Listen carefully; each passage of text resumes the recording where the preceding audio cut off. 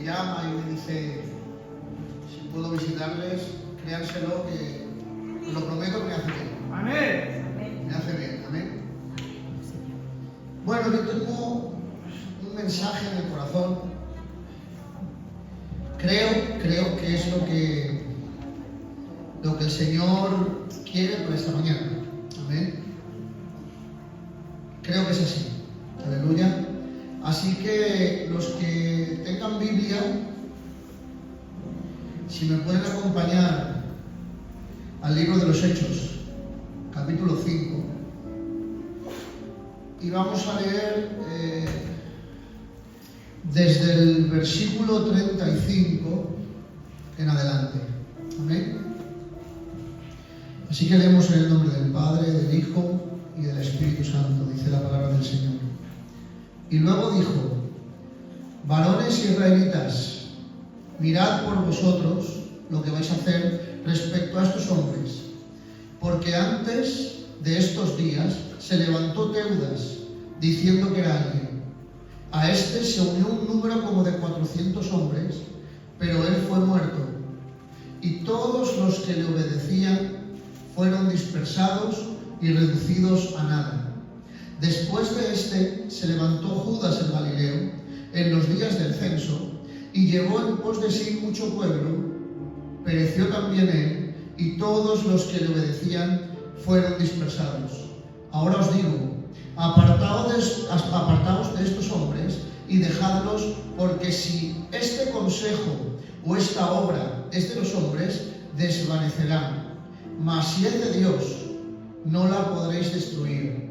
No seáis tal vez hallados luchando contra Dios. Amén. Podemos tomar asiento, ¿eh?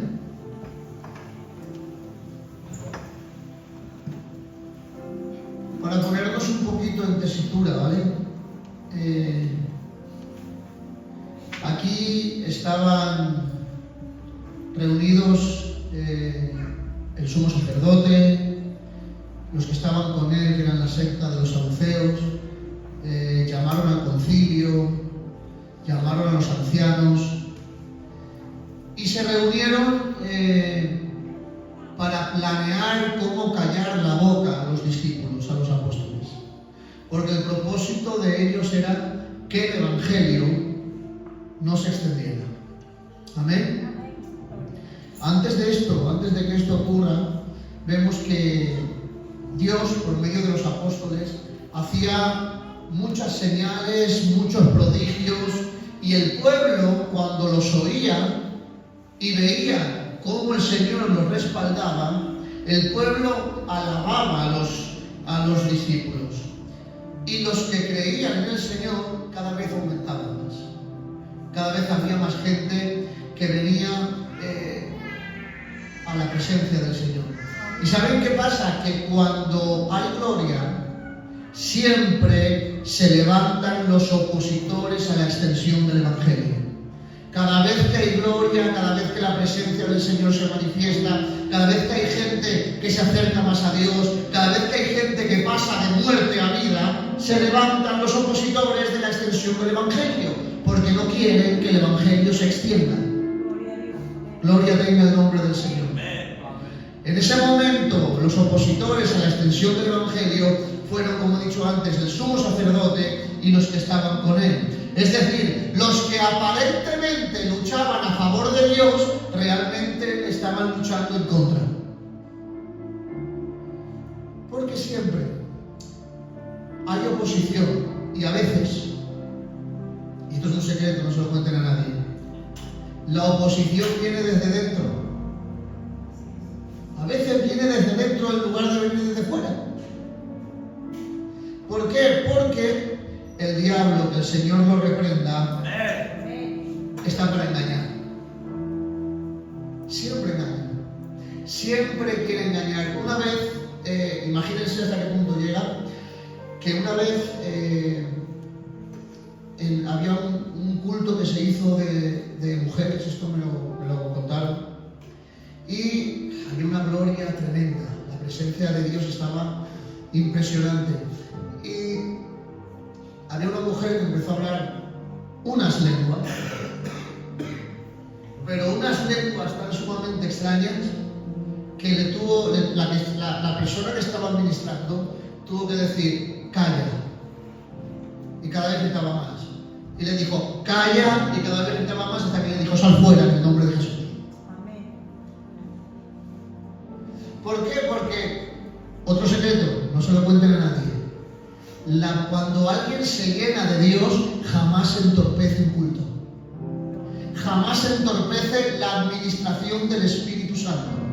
Porque es imposible que en la presencia de Dios haya desorden. Amén.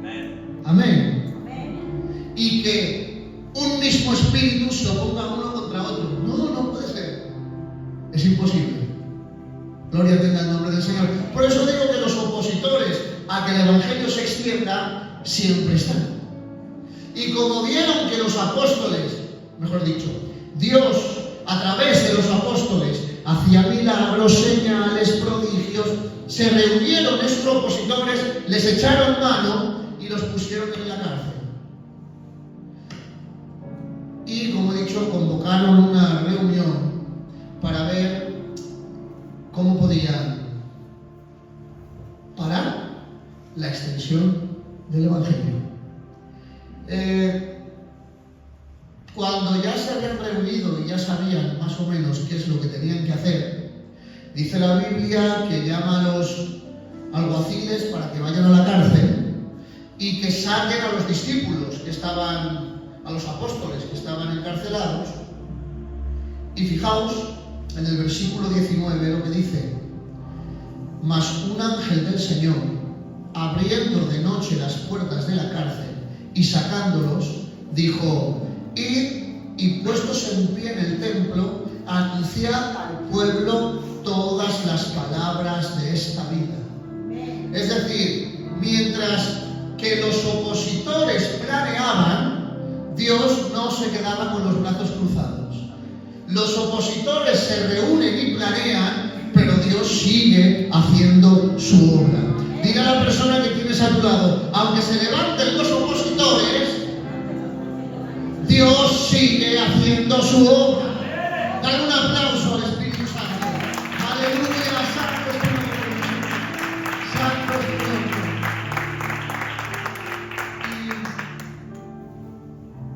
Y Dios actúa a veces de diferentes formas. Unas veces cuando hay gente perseguida, como le pasó a José, cuando se le presenta un ángel, cuando Herodes manda matar a los niños, porque claro, se enteró que el rey había nacido, y mandó matar a los niños menores de 2 años. El Señor, en sueños, habla a José y le dice que tome al niño y que tome a su madre y que vayan a Egipto, que salgan de donde estaban. ¿Por qué? Porque ahí corrían peligro. Pero hay otras veces en las que el Señor manda presentarse delante de los mismos enemigos para defender la verdad. Y en este caso, el Señor los saca de la cárcel y le dijo: pero continúa, pero sigue predicando en el mismo sitio. No les dice escondeos, no les dice salid de allí por un tiempo y luego volver, no. Dice: os saco de la cárcel y ahora ir al mismo lugar, al templo, y seguir enseñando en el nombre del que os han prohibido hablar, en el nombre de Jesús. Amén. Amén. Me llama mucho la atención porque hay una parte, ¿no?, cuando los sacan de la cárcel y les dice, como hemos leído antes, les dice: id y puestos en pie en el templo, anunciad al pueblo todas las palabras de esta vida. ¿Por qué? Porque no les dice: id y enseñad otra ley, id y enseñad otra religión. No les dice eso, sino que dice: id y enseñad todas las palabras de esta vida. De esta vida. Es decir, como he dicho antes, no una nueva ley, no una nueva religión, sino una nueva vida en Cristo, donde Cristo es el motivo, Cristo es el poder y Y Cristo es el objetivo. Una nueva vida que surgió gracias a su muerte.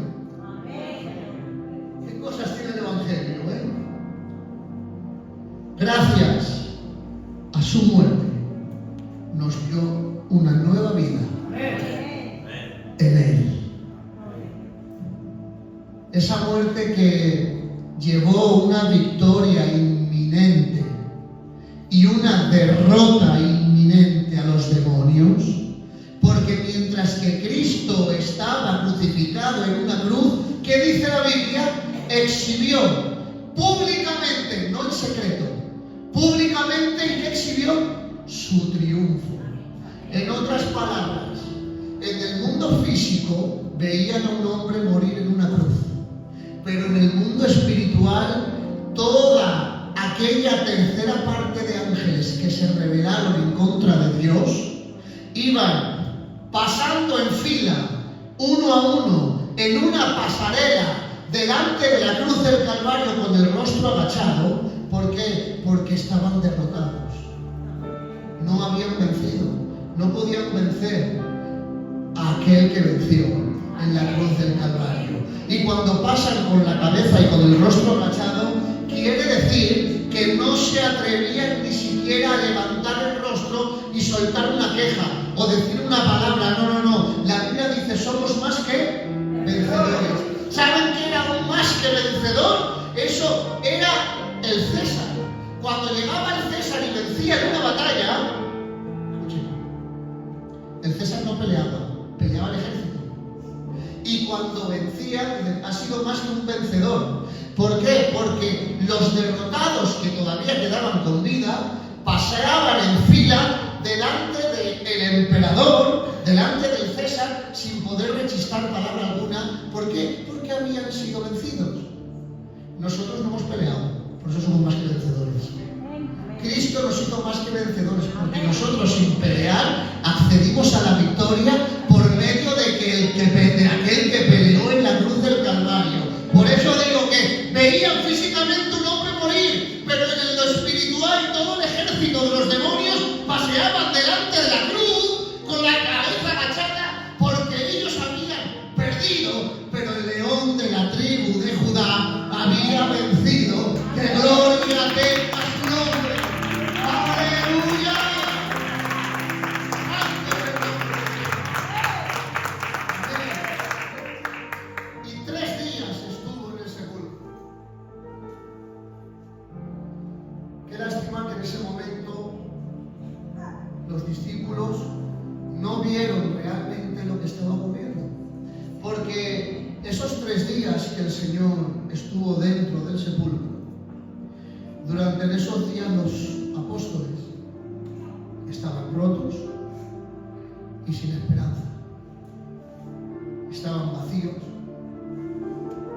estaban solos. Fijaos hasta qué punto estaban los apóstoles, que cuando van a darle la buena noticia a Tomás, aún así Tomás no se lo cree y no tiene bastante con verlo, sino que dice: si viera sus heridas, y luego dice: y pudiera tocar con mis manos, pudiese meter mi dedo en su llaga. No tenía bastante con oírlo, no tenía bastante con verlo, sino que aún todavía quería palparlo. Y ahí podemos ver cómo estaba el corazón. Eso era la manifestación de cómo estaba el corazón de Tomás, que es la manifestación de cómo estaba el corazón de todos, cuando esos 3 días estaban sin Él. Gloria tenga el nombre del Señor. Pero escucharon, en medio de esa soledad y de ese sentimiento de falta de esperanza, escucharon las voces de unas mujeres con un gran mensaje. Voy a repetirlo, ¿vale? Escucharon las voces de unas mujeres con un gran mensaje. La tumba está vacía. ¿Cómo? Imagínate. ¿Qué? La tumba está vacía. Jesús ha resucitado.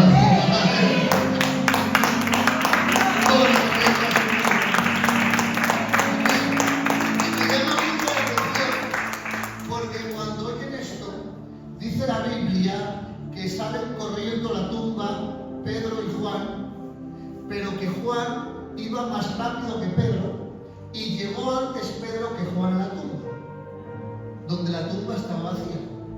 Y me llama mucho la atención porque dice que Juan llega a la tumba y se asoma y ve los lienzos y dice, pero no entró. Y luego, Pedro, que vino tras él, dice la Biblia que Pedro sí entró. Y es que resulta que Juan se había dado cuenta de algo que Pedro todavía no lo había visto. Y es que para poder entender esto, tenemos que entender cómo eran algunas costumbres judías de la época. Y es que según las costumbres judías de la época, cuando un maestro iba a cenar a la casa de su discípulo, le preparaban la mejor mesa y el discípulo salía afuera y no entraba al lugar donde estaba cenando el maestro. Y cuando el maestro se levantaba, si la mesa estaba conforme estaba y la servilleta estaba arrugada y puesta encima de la mesa, significaba que ya había terminado y que el discípulo podía entrar porque el maestro ya había terminado. Pero si el maestro se levantaba de comer y doblaba la servilleta y la ponía en orden al lado, esto significaba que el maestro todavía no había terminado y el discípulo no podía entrar, porque el maestro no había terminado. Por eso cuando Juan llega antes que Pedro y se asoma, dice, y vio los lienzos puestos. En otras palabras, vio el mensaje que Cristo estaba dando a la iglesia. Le estaba diciendo, habéis ido a una tumba. La tumba siempre es el final, pero conmigo la tumba no es el final. Conmigo la tumba es el principio. Le estaba diciendo, no entres porque todavía no he terminado. Voy a volver. ¡Aleluya! Tengo que volver. Gloria al nombre del Señor. Por eso, aunque Cristo murió, también resucitó. Y como Cristo resucitó, sigue Hechos de los Apóstoles y sigue diciendo, y Dios hacía de la mano de los apóstoles señales, milagros y prodigios. Porque Él seguía estando, al igual que sigue estando aquí y al igual que sigue estando en tu vida. No se ha ido. Él está presente. Gloria. Amén. Dios te bendiga. Gloria tenga su nombre. Santo es el nombre del Señor. Amén. Volvemos a la palabra y dice, bueno, por eso cuando salieron de la cárcel volvieron al templo y enseñaron. Después vuelven a llamar porque se enteran los opositores del Evangelio, se enteran y dicen, envían a unos alguaciles, los envían para poder atraparlos otra vez y ponerlos delante de ellos con la intención de que parasen ya de predicar el Evangelio, de predicar a Jesús. Y cuando se ponen delante de ellos les dice, no os mandamos estrictamente que no enseñéis en ese nombre. Es que la oposición nunca para. A veces queremos que pare, pero es que por desgracia no sé qué pasa, que nunca para. Y a veces el opositor llega cuando más débil físicamente estás.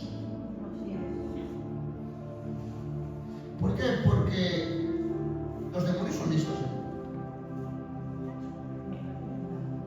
pero no tienen poder. Amén. Son listos, son inteligentes, ellos planean, pero no tienen poder con aquellos que están bajo la cobertura de Dios. Amén. Amén. ¿Saben por qué? Porque, otro secreto, no se lo cuenten a nadie.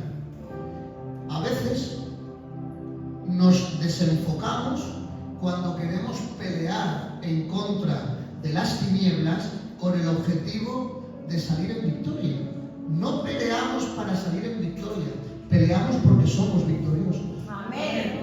No es lo mismo. ¿Por qué? Porque el que sale a pelear para conseguir la victoria se desenfoca del lugar en el que tiene que estar. Uno no puede pelear fuera de la cruz. Uno tiene que pelear dentro de ella, crucificado en ella. Por eso el apóstol Pablo dice: con Cristo estoy juntamente crucificado. Y ya no vivo yo, sino que Cristo vive en mí. Satanás no le teme al que va a la iglesia. Satanás le teme al que es iglesia. Porque el que es iglesia vive crucificado. El evangelio es una locura. Y a veces queremos coger la espada. Pero nadie puede coger la espada con las manos libres.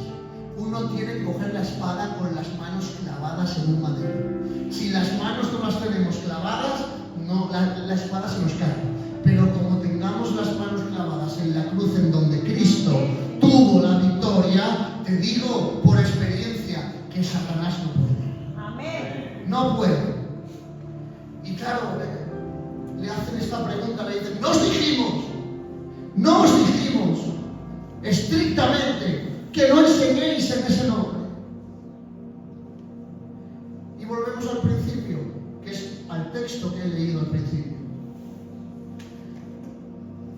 Mientras están hablando con los apóstoles, Gamaliel, que, bueno, lo conocéis, fue el maestro de Pablo. Gamaliel era fariseo y doctor de la ley y era venerado por todo el pueblo. Y les dice: sacadlos un momento, que vamos a hablar.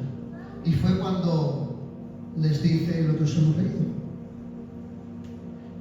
Había un Teudas, que había 400 hombres que lo seguían, pero murió y los 400 fueron dispersados. Había un Judas el Galileo, que mucho pueblo le seguía, pero murió y fueron dispersados. Dejad a estos hombres, dejadlos, porque si esta obra es de hombres se desvanecerá, mas si es de Dios no podréis destruir, no la podréis destruir. No seáis tal vez hallados luchando contra Dios. Este consejo era un consejo que muestra que Gamaliel era un hombre prudente, pero a la vez era un consejo que muestra que no tenía un sincero celo por la verdad. Porque el judaísmo que hoy conocemos no tiene nada que ver con el judaísmo de la época de Cristo y de 200, 300 años antes de Cristo, o incluso más todavía. Es decir, cuando empezamos con el judaísmo, que empieza a hablar del Mesías, de la venida del Mesías, no tiene nada que ver con el judaísmo de hoy. El judaísmo de hoy es un judaísmo talmúdico, es decir, se basa mucho en el Talmud, pero en la época sabían que el Mesías, o mejor dicho, que cuando el profeta Isaías estaba hablando del Mesías, no está hablando del pueblo de Israel, como hoy dice. Ellos sabían que estaba hablando del Mesías que tenía que venir, ese Mesías sufriente. Ellos sabían que el Mesías iba a morir. Ellos sabían que el Mesías era divino.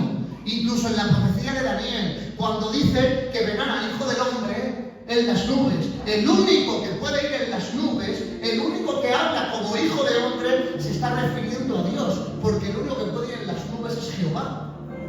Y entonces, cuando están en el Sanedrín y están hablando con Jesús, le dicen: ¿eres tú el Hijo de Dios?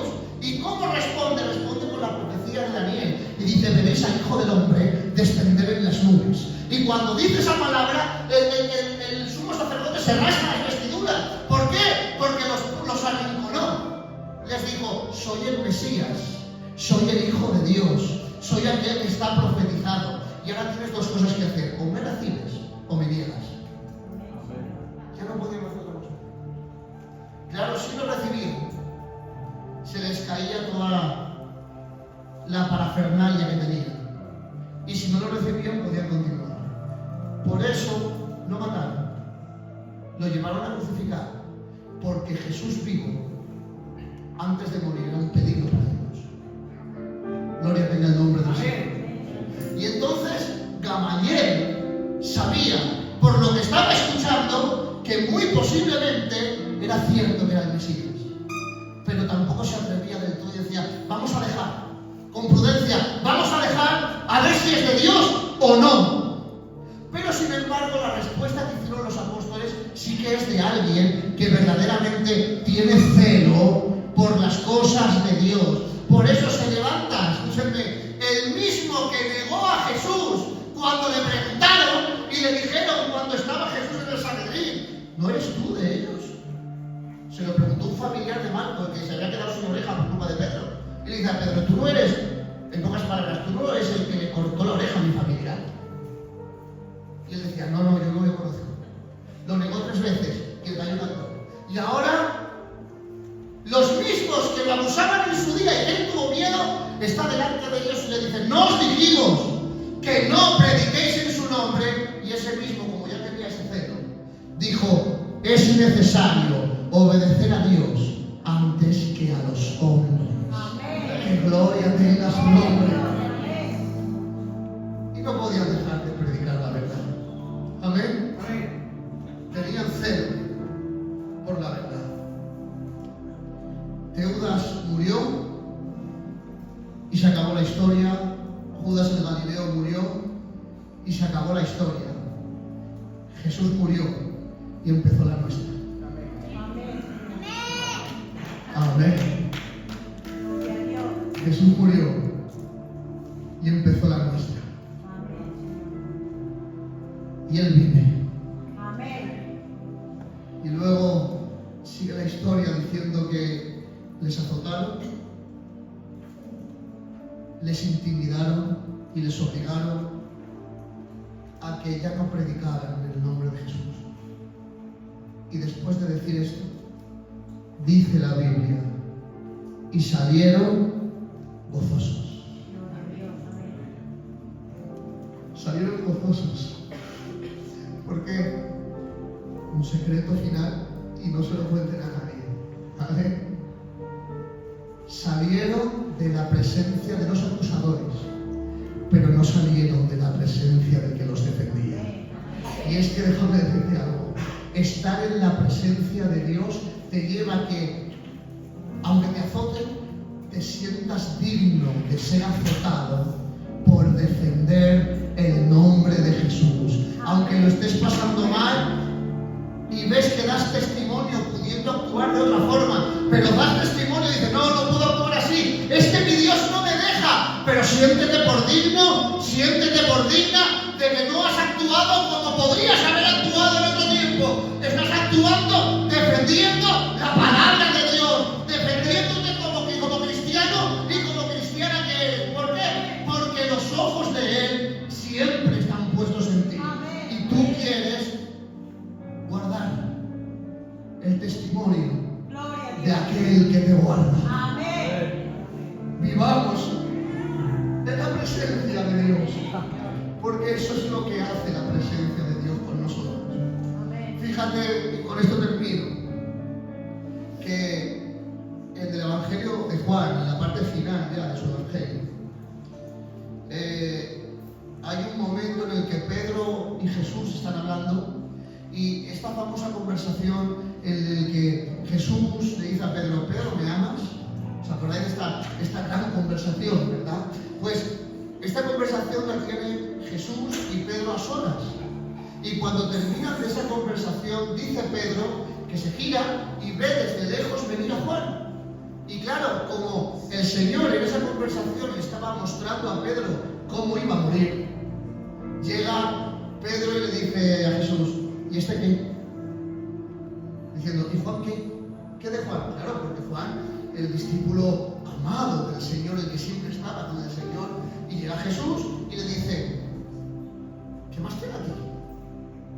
Y si yo quiero que él quede hasta que yo venga, sígueme tú. Amén.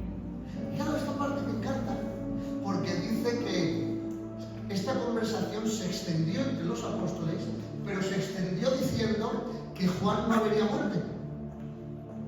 Sin embargo, Juan, que no estaba presente en esa conversación, sigue diciendo: pero Jesús no dijo que no iba a morir. Jesús solo dijo: si yo quiero que él quede hasta que yo venga, ¿qué hace? Sígueme tú. En otras palabras, aunque no estuviera presente, Juan nunca había dejado de tener esa comunión tan íntima con Dios para saber cosas que sin esa comunión no sabría. En otras palabras, también le pasó a Pablo. ¿Quién describe la doctrina de la Santa Cena? Aquel que no estuvo en ella. Pablo no estuvo el día en la última cena.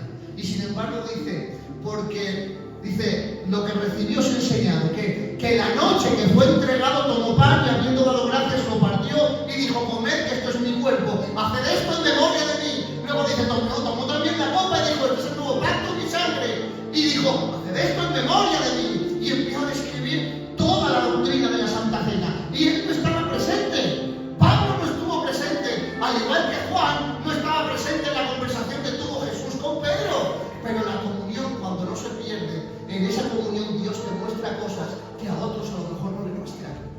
No porque no quiera, sino por la falta de comunión y de intimidad con Dios. Por eso en la última cena el Señor suelta una bomba y dice, uno de vosotros me va a entregar. Y todos los que estaban ahí se miraban unos a otros y decían, ¿seré yo, Señor?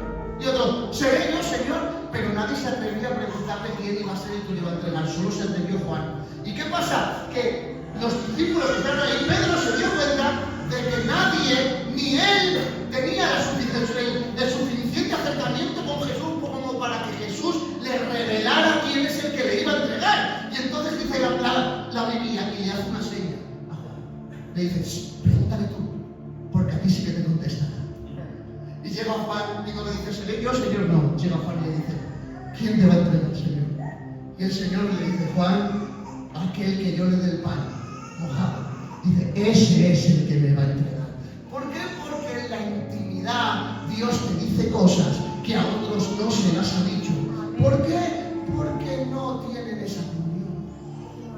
Así que te animo en el nombre de Jesús, aunque se levanten los opositores a que crezcas en el Señor, aunque se levanten los opositores a que el Evangelio se manifieste con más fuerza y se extienda, te digo, aunque ellos tienen sus planes y planean cómo destruirte y callarte, Dios tiene también sus planes. Y Él planea cómo defenderte y levantarte y cómo utilizarte para Él glorificarse en medio de tu tormenta, en medio de tu tempestad, en medio de tu situación. Él se glorifica, la palabra se extiende porque tenemos que pelear desde la cruz, porque desde la cruz es que tenemos la victoria. Gracias a aquel que murió, pero que también resucitó al tercer día, que hoy lo celebramos, pero que no es que lo celebramos hoy, lo celebramos todos los días.